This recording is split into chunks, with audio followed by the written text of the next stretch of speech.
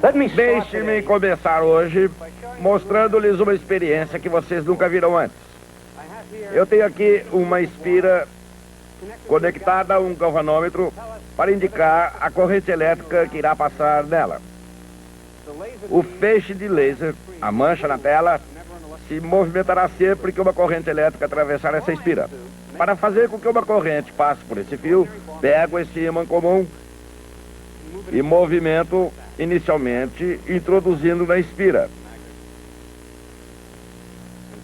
Depois afastando da espira. Ou movimentando a espira até o ímã e afastando-a depois. Esta foi uma das grandes descobertas do século XIX. Hoje já dominamos a notável maquinária da eletricidade e do magnetismo. Sabemos como descrevê-los, por isso vamos escrever como se processa a experiência. O que acontece é que uma corrente flui através do fio. Isso significa que cargas elétricas dentro do fio são postas em movimento, o que significa que alguma coisa aplicou alguma força sobre elas. A força sobre a carga elétrica pode ser igual a Q vezes um campo elétrico, se existir um, ou igual a carga Q vezes a velocidade da carga que atravessou o campo magnético. Qualquer uma delas poderia fazer a carga se movimentar. Essa é a nossa equação. Vejamos como utilizá-la para descrever a experiência que acabamos de observar. Existem duas possibilidades. Uma, a espira fica parada, sem movimento, e movimentamos o ímã até ela.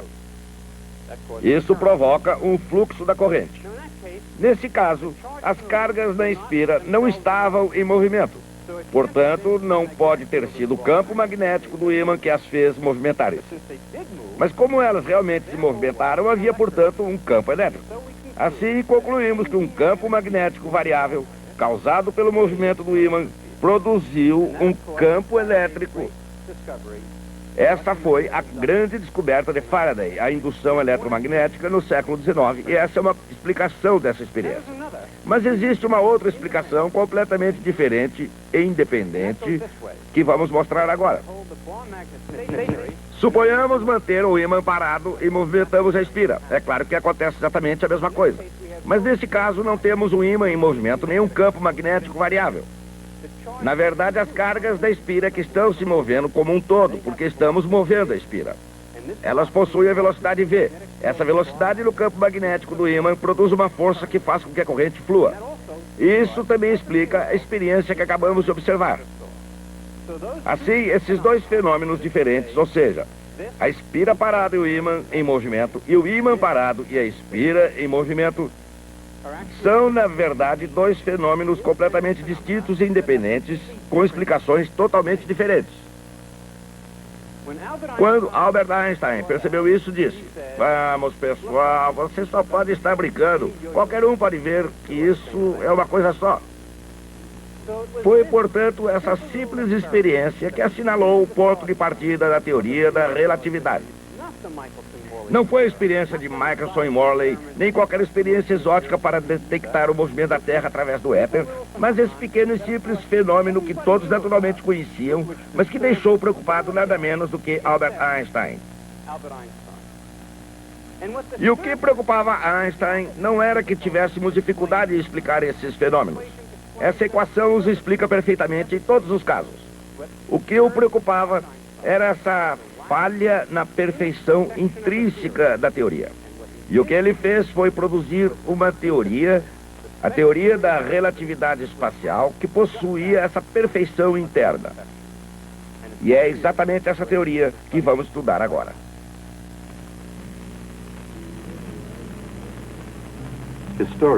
Os historiadores relembram a virada deste século como uma revolução. Em qualquer campo, da aviação à antropologia e à arte, ocorreu um desvio radical da normalidade em todas as frentes. O ano de 1905 representa um marco crucial. Foi quando Albert Einstein pediu ao mundo que tomasse o caminho correto e pensasse por um momento em que consiste realmente um momento. O tempo é relativo, disse ele, bem como a noção de simultaneidade de eventos. Na relatividade de Einstein, que é uma realidade, não importando como seja vista, a simultaneidade é uma questão de opinião.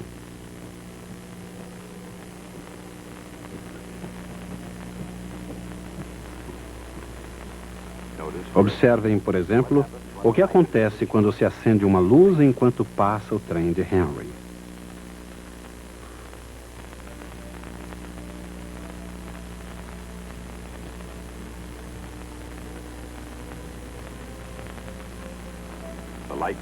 A luz alcança a frente e a traseira do trem ao mesmo tempo. Pelo menos é assim que Henry vê. Mas consideremos o ponto de vista de alguém do lado de fora.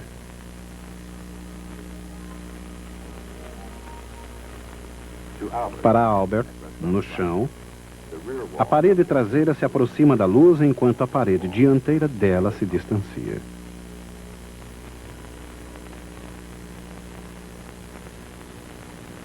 Esses dois eventos não parecem de forma alguma simultâneos. E essa é a essência do problema do tempo. E na física, a explicação do problema começa com a dilatação do tempo.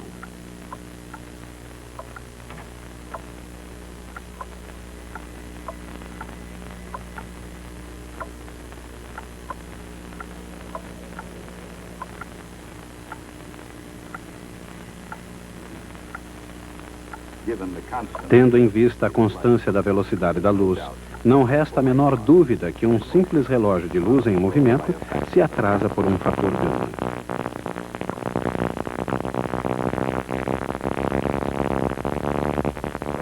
Mas se utilizássemos um relógio mais convencional, será que ele apresentaria o mesmo atraso?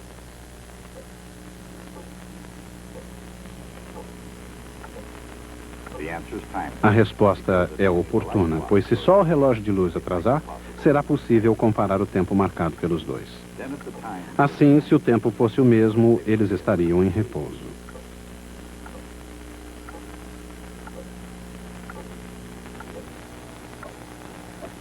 Mas se o relógio de luz se atrasasse, isso teria acontecido por estarem em movimento. Mas em movimento em relação a quê?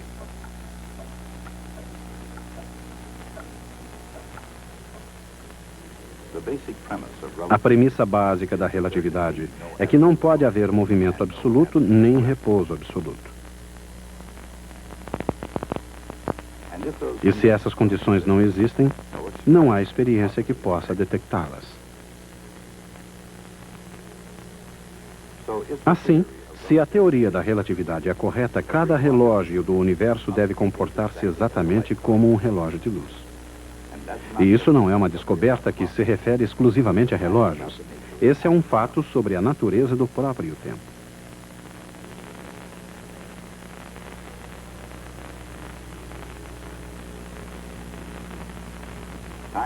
A dilatação do tempo coloca a relação entre tempo e espaço sob uma luz inteiramente nova. Exatamente o que acontecia na arte e literatura nos primeiros anos deste século. Na arte, assim como na ciência, a ideia de tempo e espaço era agora mais do que uma ilusão passageira.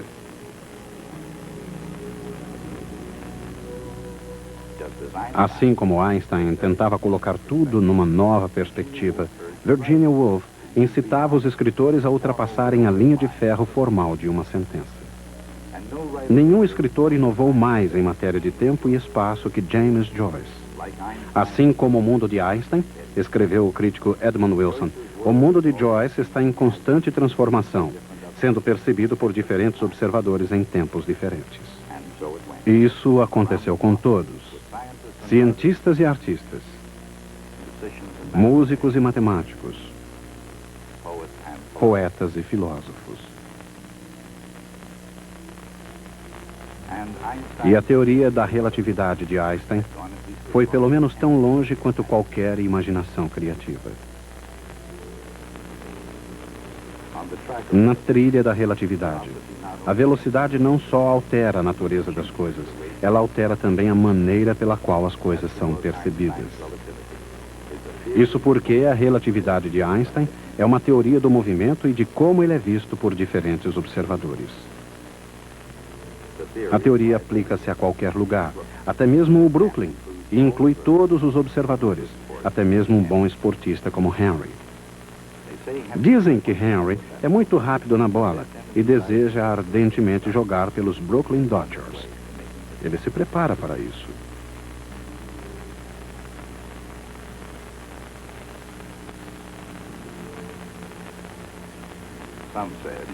Há quem diga que Henry pode arremessar uma bola quase à velocidade da luz.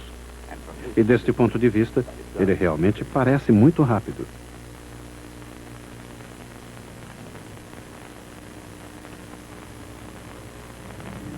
Mas do local onde se encontra seu companheiro Albert, ele parece mais rápido ainda. Será que a velocidade da bola, adicionada à velocidade do trem, faz com que a jogada de Henry pareça ainda mais rápida que a velocidade da luz? Claro que não. Pois mesmo num trem, nada é mais rápido que a velocidade da luz. Então, o que estaria realmente acontecendo aqui? Estatísticos de beisebol descobriram isso usando um diagrama espaço-tempo, onde, do ponto de vista de Henry, a bola corre para um lado e Albert para o outro.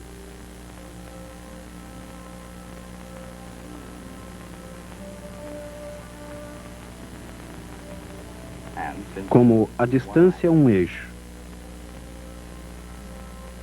e o tempo o outro,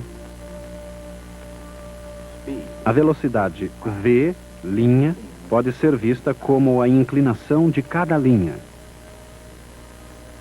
assim como a velocidade da luz é fornecida pela inclinação de sua linha.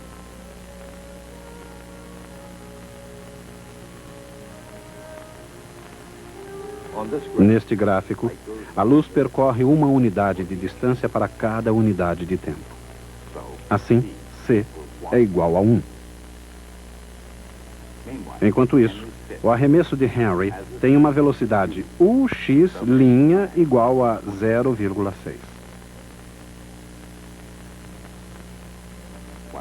Albert, indo na direção contrária, tem uma velocidade de menos 0,6. Isso do ponto de vista de Henry.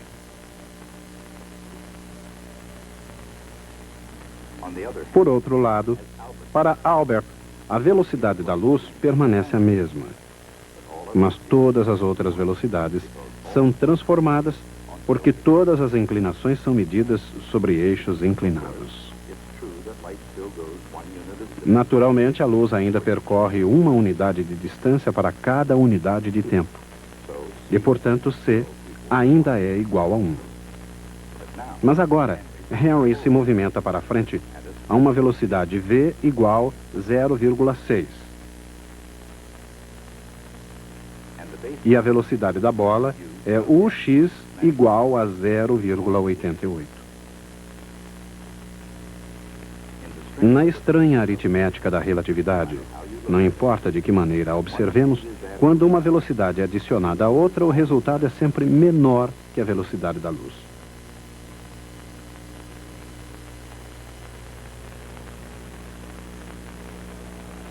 Assim, embora Albert certamente concorde que Henry é realmente muito rápido na bola,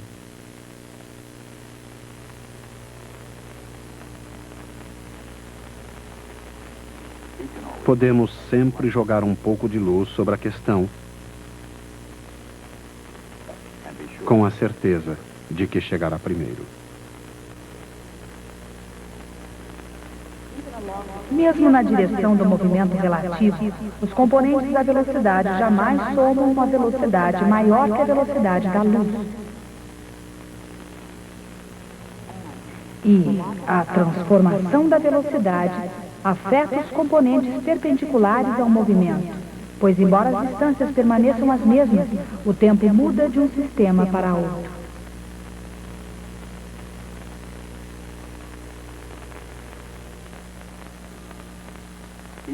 Mesmo uma teoria bonita como a de Einstein necessita ser testada.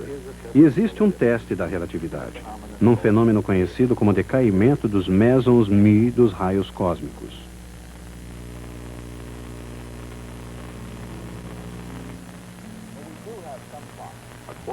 Há um quarto de século atrás, o Dr. David Frisch, do Massachusetts Institute of Technology, e o Dr. James Smith, da Universidade de Illinois, filmaram uma experiência clássica provando a realidade da dilatação relativística do tempo. Eles mediram o fluxo na atmosfera de uma partícula radiativa subatômica chamada meson-mi.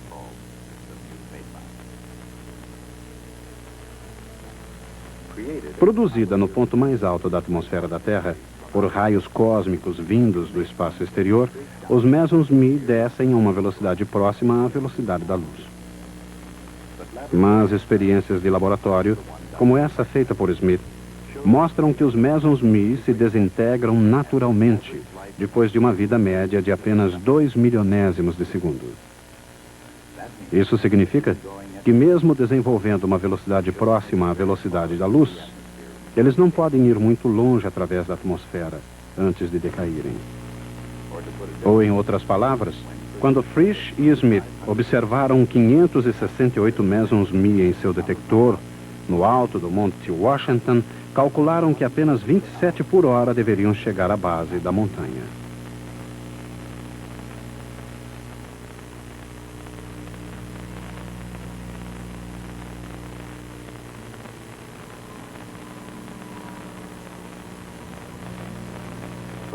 Mas quando levam seu equipamento ao nível do mar, encontram quase tantos mesons-mi quantos havia lá no alto, 412 por hora.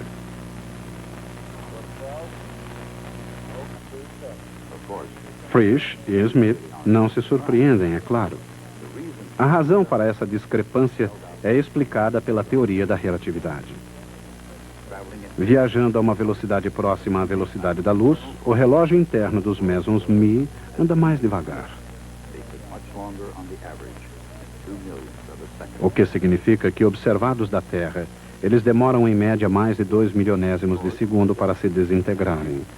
Ou para explicar de maneira diferente, quando observada do sistema de referência do meson-mi, a atmosfera da Terra, subindo a uma velocidade próxima à velocidade da luz, é contraída, segundo Lorentz, a um tal valor que a partícula pode facilmente chegar ao chão em apenas 2 milionésimos de segundo.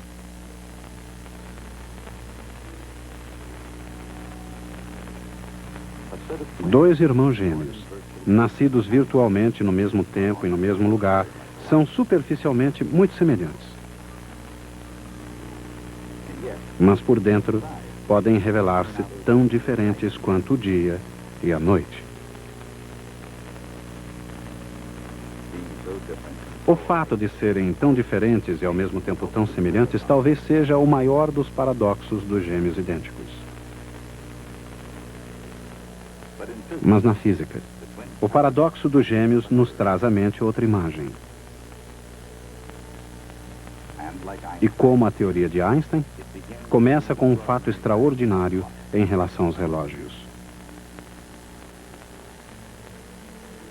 Não importa há quanto tempo existam. Não importa se fazem tic-tac, batem a hora ou dizem cuco. Todos obedecem às regras da relatividade.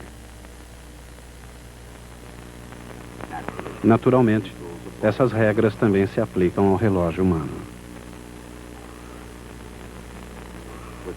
Com um dispositivo marcador de tempo conhecido como metabolismo, ele começa a funcionar ainda antes do nascimento e, como era de se esperar, continua funcionando até o fim.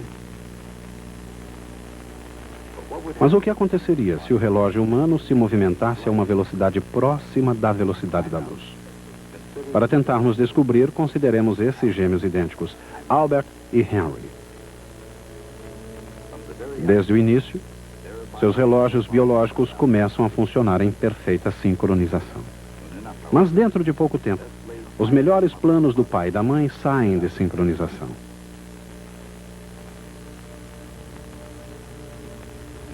Em vez de ortodontista, Albert torna-se um cientista.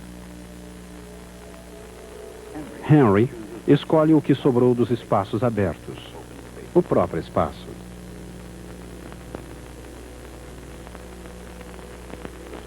Especialmente no caso de gêmeos idênticos, a primeira separação é dolorosa.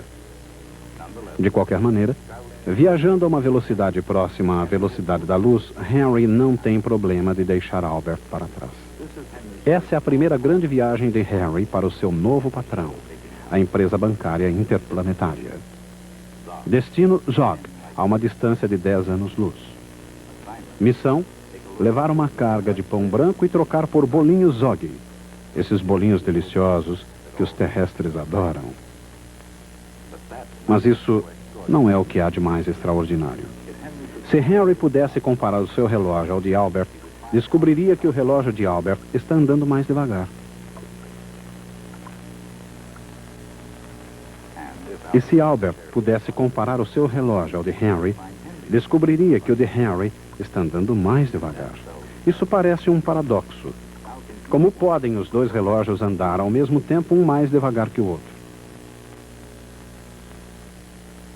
Felizmente, na teoria da relatividade não existe problema nenhum. Pelo menos não haverá qualquer problema enquanto os dois estiverem longe um do outro. Mas o que aconteceria se eles não estivessem longe um do outro? Suponhamos, por exemplo, que eles se encontrem numa reunião de família. Mais uma vez, na teoria da relatividade, não há qualquer problema. Henry, viajando a uma velocidade próxima à velocidade da luz, precisará de 10 anos para chegar a Zog, a 10 anos-luz de distância.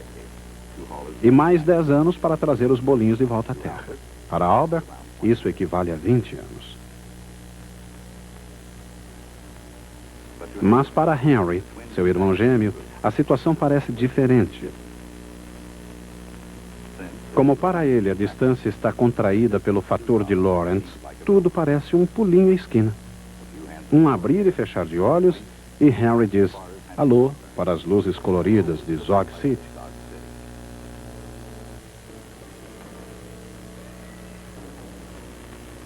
Em seguida, com igual rapidez, pois a distância é novamente contraída, volta à Terra com a mesma velocidade. Assim, quando eles comparam seus relógios biológicos, o resultado, embora surpreendente, não encerra nenhum paradoxo. Henry, o gêmeo que viajou para muito longe e está de volta, envelheceu apenas alguns meses. Mas Albert, o gêmeo que jamais deixou seu sistema inercial de referência, envelheceu 20 anos. Que significa que mesmo entre irmãos gêmeos, o tempo é relativo. Tentemos imaginar, se possível, um universo totalmente vazio. Um universo sem absolutamente nada. No universo assim, não faria o menor sentido falar de tempo ou espaço. O próprio conceito de tempo ou espaço seria desprovido de qualquer significado. Se houvesse um único objeto no universo, isso ainda seria verdade. Tempo e espaço não teriam qualquer significado. Mas se houvesse dois objetos, podemos nos imaginar dizendo que eles estão se aproximando ou se distanciando um do outro. Estaremos falando então sobre o fluir do tempo e as distâncias. Se houvesse muitos objetos no universo, poderíamos imaginar usando alguns deles para construir um dispositivo capaz de medir o fluxo do tempo ou a distância entre objetos. Mas ainda não faria qualquer sentido, nesse universo, dizer que um objeto está em repouso e que tudo mais está em movimento.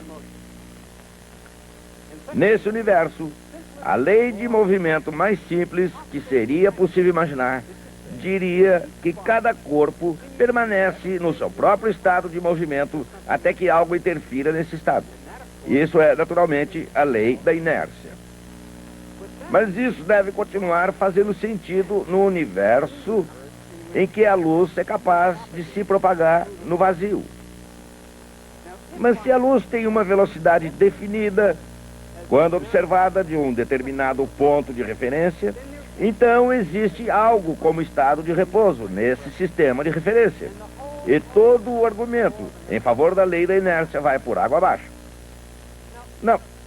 Não sei se existem outros universos logicamente consistentes. Mas no nosso universo, esse problema foi resolvido ao se determinar que a velocidade da luz é a mesma para todos os observadores, independente do seu estado de movimento. Sabemos disso, e é só isso. podemos deduzir que se houver um par de gêmeos e um deles ficar na Terra, enquanto o outro viaja em alta velocidade para uma estrela distante e volta, o que viajou será mais jovem do que aquele que ficou na Terra. Não é preciso saber muita coisa ou coisa alguma sobre o funcionamento dos relógios, sobre osciladores de cristal de quartzo ou sobre o metabolismo humano. Essas coisas são completamente irrelevantes. Tudo que é preciso conhecer é o princípio da relatividade e a constância da velocidade da luz. Disso posso deduzir que o gêmeo que viajou voltará à Terra mais jovem do que o outro que ficou. Esse é um feito absolutamente notável da lógica humana pura. Essa é a teoria da relatividade. Até a próxima.